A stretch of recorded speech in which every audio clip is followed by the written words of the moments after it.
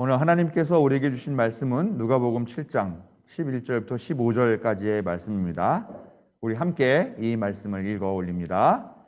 그 뒤에 곧 예수께서 나인이라는 성읍으로 가시게 되었는데 제자들과 큰 무리가 그와 동행하였다.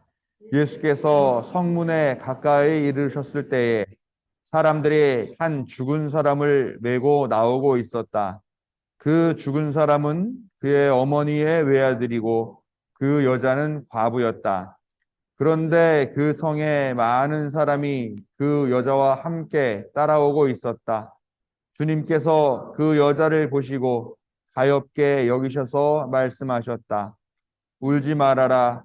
그리고 앞으로 나아가서 관에 손을 대시니 메고 가는 사람들이 멈추었다. 예수께서 말씀하셨다. 젊은이야, 내가 내게 말한다. 일어나라. 그러자 죽은 사람이 일어나 앉아서 말을 하기 시작하였다. 예수께서 그를 그 어머니에게 돌려주셨다. 아멘. 우리의 약함과 무지를 깨우치시고 힘있게 하시며 생명의 길로 인도하시는 항상 오르신 하나님의 사랑과 자비가 오늘 예배하기 위해 하나님 앞에 나온 자녀들에게 함께 하시기를 성어버이 성자 성령의 이름으로 축원합니다. 오늘은 11월 13일 전태일 열사가 그 자신의 몸을 불사름으로 인해서 한국 노동계에 새로운 어떤 비전을 찾게 하고 또 새로운 방향으로 나아가게 했던 52주기가 되는 날입니다. 그래서 사실 한국의 노동운동이라는 것이 그들 제대로 역할을 하지 못했고 특히 또 박정희 시대 때 어떤 그런 개발 발전의 논리에 노동자들이 산업역군이라고 하는 허울 좋은 이름으로 그렇게 동원이 되었지만 사실은 정말 열악한 환경에서 단체 협약이나 어떤 단체 권리도 보장받지 못하고 하는 그런 시대를 살았었는데 전태일 열사가 청계 피복 노조를 결성하고 인간은 기계가 아니다, 노동자도 사람이다라고 외치면서 그 몸에 불을 지르는 그 일을 통해서 많은 변화들이 일어나게 되는 그런 출발점이었다라고 이렇게 역사가 평가하고 있습니다. 그로부터 지금 52년이 지났다는 얘기잖아요. 근데 어떻습니까? 지금 최근 들어 더 극심하게 노동자들 사망 사고가 거의 하루에 한 건씩 이야기가 나오고 있는 것 같습니다. 파리바게뜨 SPC 그룹에서 지난번에 젊은 여자 청년이 기계에 끼어서 숨진 그런 사건이 있었잖아요. 그때 뭐 회장이 나와서 뭐 반성한다고 그러고 뭐 사죄도 하고 그랬는데 그 지금 그 다른 또 SPC 계열사에서 이번에 또 손가락이 끼어 들어가가지고 손가락이 절단되는 그런 사고가 있었다라고 하는 뉴스가 있었습니다. 또 오송역에서 일하던 또 젊은 청년이 열차를 분리하고 하는 그런 작업을 하다가 또 거기서 끼어서 또 죽게 되는 그런 사고가 있었고요. 또 삼성협력업체에서 또 노동자가 한 명이 죽었다라고 하는 뉴스가 바로 엊그저께 또 나왔고요. 또 판교의 오피스텔 공사장에서 또 60대 노동자가 또 사망하는 일이 있었다. 정말 전태일 열사의 죽음이 헛되는 것 같이 헛되게 보이는 것 같은 그런 일들이 너무나 많이 요즘 벌어지고 있어서 우리가 같이 좀 공분하고 이렇게 노동자들이 더 이상 일터에서 목숨을 잃는 일들이 벌어지지 않는 그런 안전한 세상을 만들어야 되겠다. 그런 일들에 우리가 좀 마음을 싣고 그런 것들이 또 하나님께서 우리에게 요구하시고 바라시는 세상의 모습이다 하는 것을 기억하고 함께 기도했으면 좋겠습니다. 네, 지난주에는 제 아내가 코로나에 걸려서 많이 아팠습니다. 그 전주에는 큰아들이 코로나에 걸렸는데 별로 아파하지 않고 증상도 크게 없었는데 이번에는 아내가 좀 많이 아파했습니다. 많이라고 하는 말을 쓰지만 저는 그 많이가 어떤 건지 그냥 저희 느낌으로 말하는 것이지 그 많이가 얼마만큼의 양과 깊이와 넓이가 있는 건지는 저는 알 수가 없었죠. 그냥 많이 아팠다라고밖에 제가 우리 집사람의 그 마음을 표현하는 방법이 없을 것 같습니다. 뭐 이제 몸도 아프고 그러니까 뭐 기분도 당연히 안 좋겠죠. 그래서 내가 이렇게 방에서 뭐 잠깐 뭐 화장실이나 뭐 왔다 갔다 하고 들락날락 할 때마다 제가 말을 시켰어요. 여보, 괜찮어? 내가 뭐 도와줄 거 없어? 이렇게 막 말도 걸고 그랬는데 돌아오는 말이 말 시키지 마, 목 아파. 였습니다. 상처가 됐어요, 그때. 예. 근데 여보, 내가 지금 목이 좀 아프니까 당신이 나에게 말을 시켜도 내가 대답을 할 수가 없어. 그러니 이해해줘. 라고 길게 말할 수가 없을 정도로 아픈 거죠. 할 말만 딱 했어요. 말 시키지 마, 목 아파. 네. 그래서 제가 마음의 상처는 좀 받았지만, 그래도 이 사람이 정말 이런 상황인 거를 내가 이해를 못하고 있구나 하면서 말을 가급적 안 시켰는데, 제가 제 아내가 느끼는 고통을 똑같이 알 수는 없겠다 하는 생각을 합니다. 또 아내가 지금 무엇을 필요로 하는지도 그것조차도 제가 알지 못했구나 하는 그런 자책감을 느끼면서 역시 나는 공감 능력이 부족한 사람이다 하는 그런 반성을 좀 했습니다. 그렇지만 사실 어느 누가 아픈 사람의 그 현실을 똑같이 공감할 수가 있겠습니까? 그 아픔을 사실 상상하는 것조차도 우리가 힘들어서, 뭐 이런 코로나 같은 것들도 마찬가지지만 우리 아까도 얘기했는데 오장로님 같은 경우는 저승사자가 와가지고 데리고 가려고 했었다고 막 그런 것도 보셨다고 막 그러시는데, 그게 상상만 해도 끔찍하잖아요. 그러니까 우리가 알게 모르게 어떤 끔찍한 일을 겪은 사람들을 보면은 그거가 우리 마음도 너무 힘들게 하니까 그거를 안 보고 싶어하고 외면하게 하려고 그런 그런 무의식 중에 그런 기제들도 분명히 있다라는 거죠. 기껏 우리가 할 수 있는 거는 한두 마디 정도 그냥 위로의 말이라고 하는 것 정도밖에 없고, 실상은 우리의 몸과 마음이 우리도 알게 모르게 그런 참사나 아픈 것들을 외면하려고 하는, 그래서 우리 자신을 지키려고 하는 그런 무의식도 있다라는 것입니다. 이번 이태원 참사로 목숨을 잃은 젊은이들이 얼마 전까지 156명이었는데 장병 한 명이 또 추가가 돼서 157명이 됐습니다. 사랑하는 자식을 잃은 부모들이 어, 얼마나 될까? 뭐 홀부모도 있을 거고 뭐 고아도 있을 수 있겠죠. 어쨌건 근데 157명, 그 자식들 잃은 부모들, 그다음에 친지들, 친구들, 그 사람을 아끼고 좋은 관계를 가졌던 그런 지인들까지 합친다면 이번 참사로 직접적으로 아파하는 그런 사람의 수가 아마 헤아릴 수 없을 거다라는 생각이 듭니다. 물론 또 많은 국민들도 다 가슴 아파하고 있지만 또 그 가깝게 있었던 사람들이 느끼는 것 같은 그 정도의 아픔은 사실 알 수 없겠죠. 그들의 쓰라린 마음을 우리가 헤아리고 똑같이 느낄 수 있을까 하는 질문을 해보게 되는데, 많은 국민들이 함께 아파하고 있지만 그러나 그렇다고 해서 결코 똑같은 그 사랑했던 사람, 그 부모들이 느끼는 것과 똑같은 만큼의 그 아픔을 느끼지는 못할 것이다라는 겁니다. 오히려 아니 지들 춤추고 술 마시고 놀러 거기 갔다가 죽은 애들 아니냐? 또 놀러 가서 죽은 게 왜 정부 잘못이냐? 어?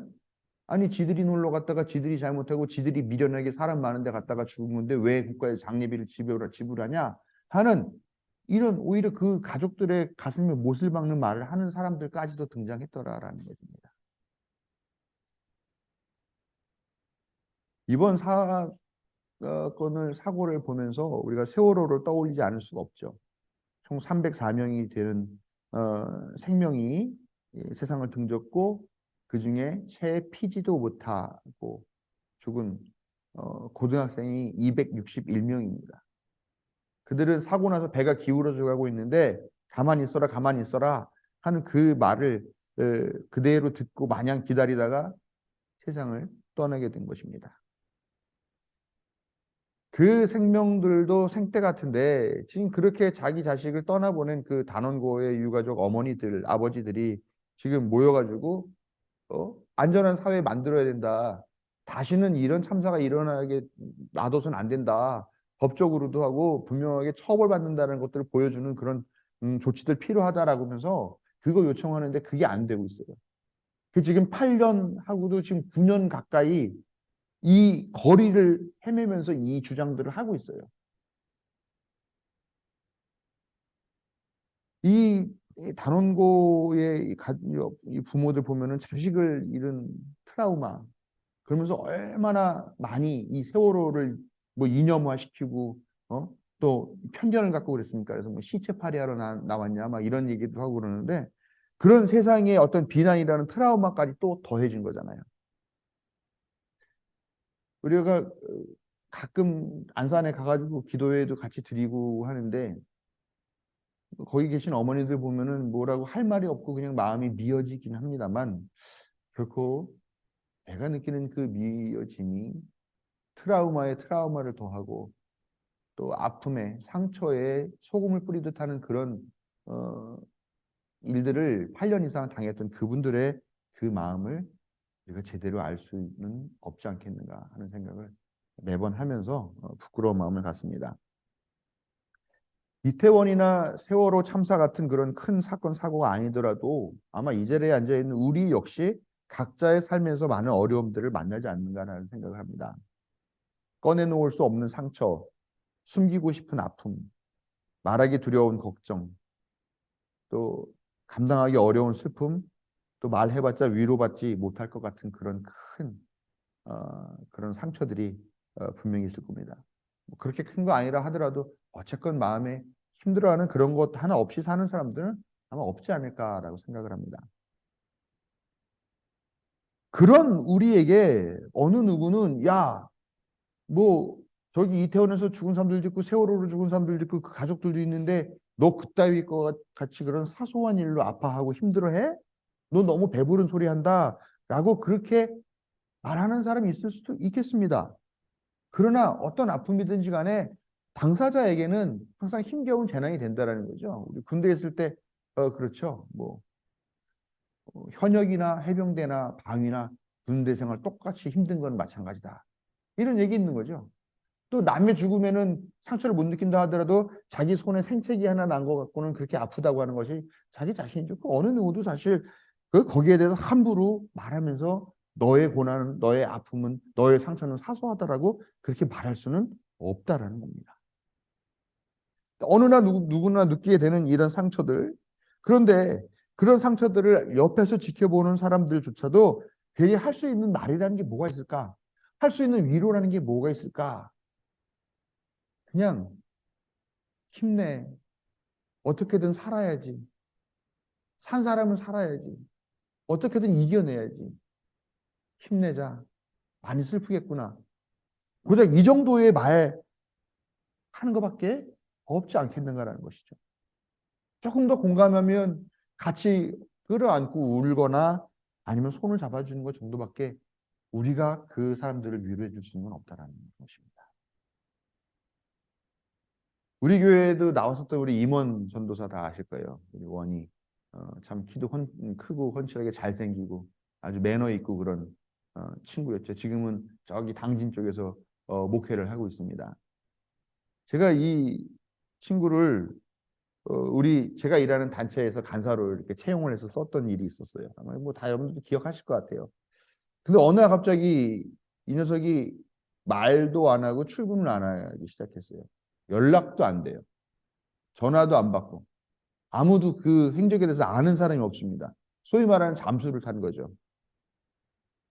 며칠을 기다리고 뭐 음성 메시지도 남기고 문자 메시지 남기고 뭐 했는데 대답이 없어서 결국은 해고 처리를 했어요.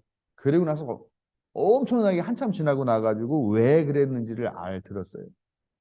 이 친구가 그때가 세월호 참사 있었던 그 당시의 일인데 그때 뭐 진도를 갔었다 그랬나 어디 갔었다 그랬나 했는데 그걸 갔다 온 다음에 마음에 아주 심각한 우울증이 와가지고 그거 때문에 너무 마음이 아파가지고 그냥 어딜 나가지도 못하고 그랬었다라고 얘기를 하더라고요. 말도 없고 연락도 없이 그렇게 사라져서 제가 너무 화가 나가지고 내가 이놈은 다시 만나면 사람도 아니다. 막 이렇게까지 막 마음을 먹었는데 그 얘기를 듣고 나니까 그 마음이 좀 고맙기도 하고 또 오죽했으면 그렇게 또 자기가 이렇게 심각한 그런 우울증에 시달렸을까. 나는 그렇게 하지 못했는데 하는 부끄러운 마음도 들고 좀 복합적인 감정을 느끼게 되었습니다. 그러나 그 역시도 그렇게 심각한 상황에 빠졌다 할지라도 역시 그 부모나 사랑하는 사람이 느꼈던 그 고통과 같지는 않았을 것이다. 이렇게 생각하는 건 어렵지 않겠죠. 사랑하는 사람, 가까운 사람이라도 그 고통의 10분의 1은 알 수 있을까? 물론 우리가 아픔을 당하는 사람에게 주는 그 위로가 무의미하다는 것은 절대 아닙니다. 그러나 우리의 이 위로는 아무리 진지하고 아무리 절실하다 해도 여전히 부족할 수밖에 없다는 것입니다. 오늘 말씀을 보면 예수님이 나인이라고 하는 성읍에 들어가셨는데 거기서 우연히 한 장례 행렬을 만났다는 것을 전하고 있습니다. 이 장례 행렬은 어떤 행렬이었냐? 홀로 된 여인, 흔히 과부라고 하는 여인에게 있었던 유일한 아들, 외아들이 죽어서 그를 이제 매장하러 가는 그런 장례였던 것입니다. 이 여인은 아마도 주위 사람들에게 아주 친절하게 잘했던 사람은 아닐까, 아니면 많은 사람들이 그에게 연민과 동정을 갖고 있었던 그런 좋은 관계를 갖던 사람이 아닌가 하는 생각이 듭니다. 왜냐하면 그 장례 행렬을 따르는 사람들이 꽤 많았다라고 하는 보도가 나오는 거죠. 그런데 이 장례 행렬을 보면서 예수님은 어떻게 느끼셨나? 가엾게 여기셨다. 아주 짧습니다. 가엾게 여기셨다. 이 홀로 된 여인의 여인이라는 이 말의 의미가 우리가 좀 가볍게 느낄 수도 있겠습니다. 근데 이 여인에게 이 외아들은 전부였습니다. 이 당시는 여자가 물건 취급받고 재산 취급받는 존재였습니다. 결혼해서 살다가도 그냥 남편이 마음에 안 들면 이혼 증서하고 그냥 하나 써서 내보내면 그냥 이혼 당했습니다. 근데 이혼 당한다라는 것이 그냥 뭐 이혼 뭐 또 자유의 몸이야가 아니죠. 당장 먹고 살 수 있는 문제, 또 우리식으로 말하면 소방 맞은 여자, 이혼당한 여자라고 하는 그런 사회적인 낙인까지 갖고 살아야 되는 그런 존재였다라는 것이죠. 근데 남편도 없고 이제 그 아들까지 잃은 이 여인에게는 정말 말 그대로 아무것도 없는, 전부를 잃은, 그냥 목숨만 붙어 있는 그런 존재였다는 것입니다. 일찍 남편을 여인이니까 그때 당시에 사람들이 수근수근 했겠죠. 아이고, 저 여자 남편 잡아먹는 여자다. 그런데 이제 하나가 더 덧붙여지게 됐죠. 아들까지 잡아먹은 어머니야. 그런 수군거림이 분명히 그 삶에 추가될 것이라는 거죠. 당장의 생계가 문제죠. 또 여자는 당시에 사회생활을 할 수가 없습니다. 사회 활동을 할 수가 없어요. 네? 전적으로 누군가의 자비에 기대서밖에 살아갈 수 없는 그런 처지가 된 것이 이 여인의 지금 현실이라는 겁니다.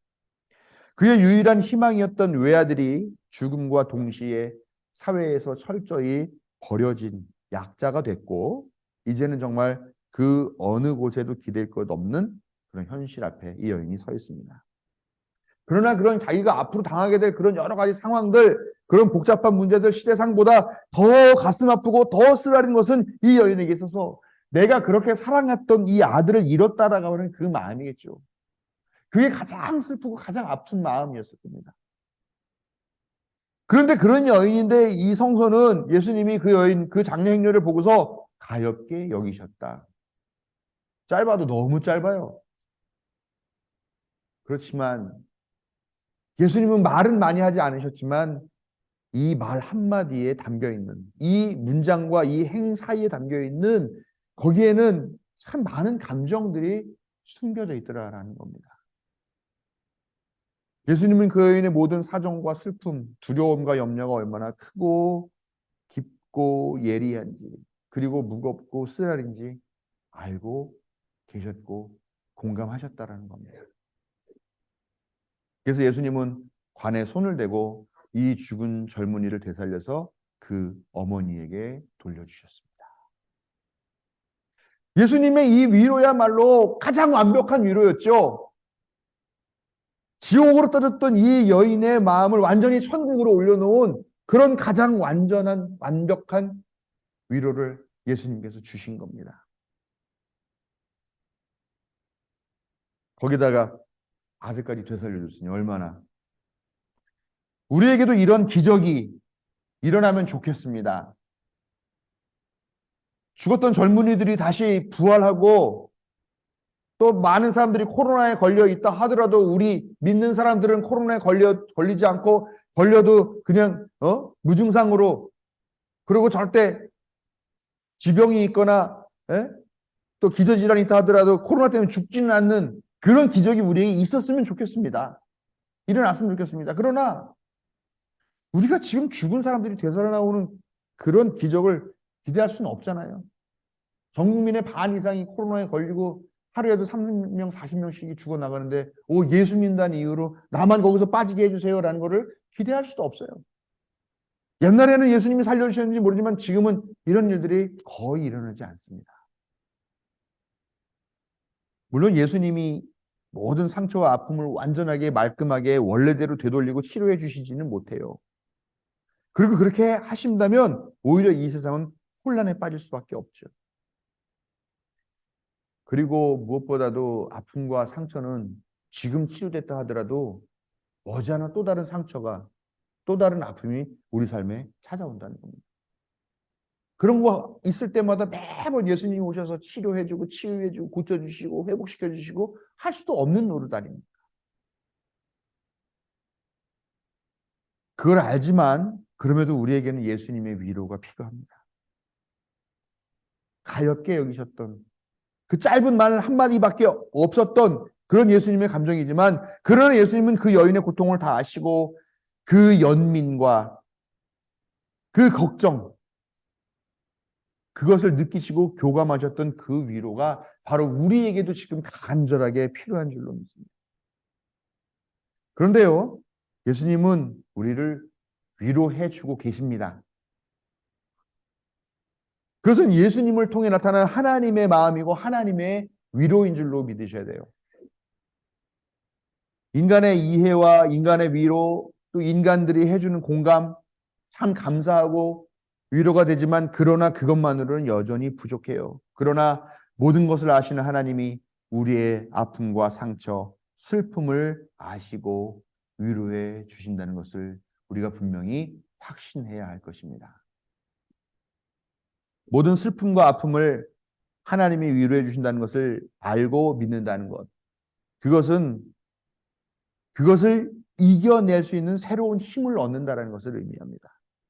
그리고 그렇게 극복되는 것이야말로 참된 위로일 것입니다. 하나님은, 또 예수님은 지금도 나인성의 아들을 잃은 과부를 가엾게 여기시던 그 따스한 눈빛으로 우리를 지켜보시며 우리를 위로하신다는 것을 믿고 다음에 큰 힘을 되살리시길 바랍니다. 주님의 눈빛, 그 장례 행렬을 바라보시던 그 가엾게 여기던 그 주님의 눈빛은 어떤 것일까 하는 생각을 하다가, 제가 전에도 한번 말씀드린 적이 있는 것 같은데, 그 원래 교회에서 다니던 친구 중에 김기돈이라고 하는 친구가 있었어요. 신부전증에 걸려서 투석을 받던 친구고 노래를 잘해가지고 가스펠 가수가 되고 싶어가지고 음반을 냈죠.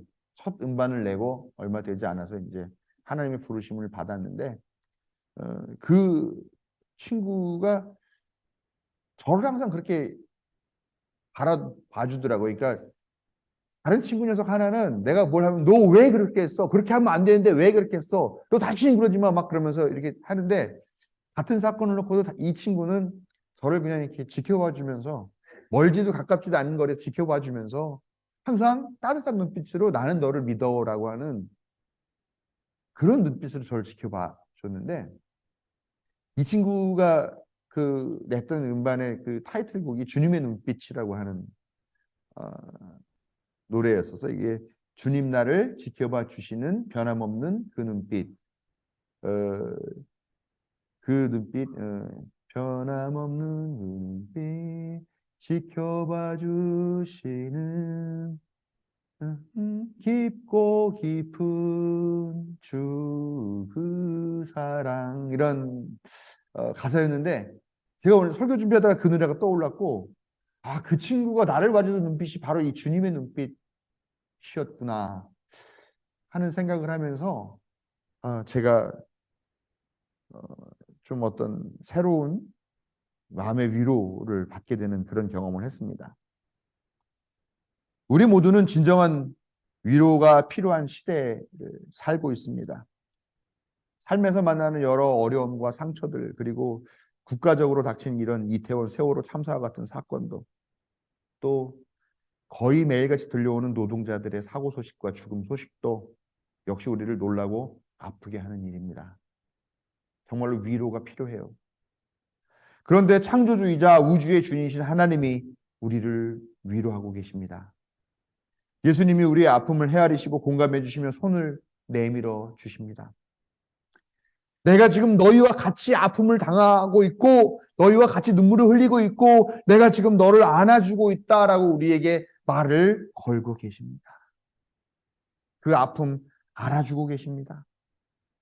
그러니 지금 우리가 슬플 때 마음껏 슬퍼하고 마음껏 울고 그리고 나서 힘을 냅시다.